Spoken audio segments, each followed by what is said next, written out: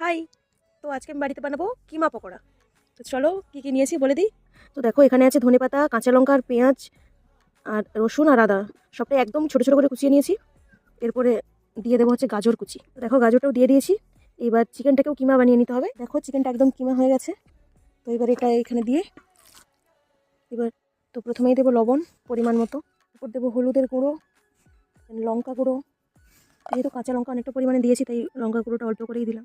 তো এরপর দেবো হচ্ছে সানরাইজের গোলমরিচ গুঁড়ো আর দেবো এভারেস্টের মিট মশলা, আর তারপরেই দিয়ে দেবো লেবুর রস, আর তারপরে হচ্ছে কর্নফ্লাওয়ার। এই সবগুলো দিয়ে ভালো করে মাখিয়ে কিছুক্ষণ রেখে দিতে হবে। তো এইবার গরম তেলে এটাকে ভেজে নিলেই রেডি হয়ে যাবে আমাদের কিমা পকোড়া। তো বেশি বড় করবো না, এরকম ছোটো ছোটো করে ছাড়বো।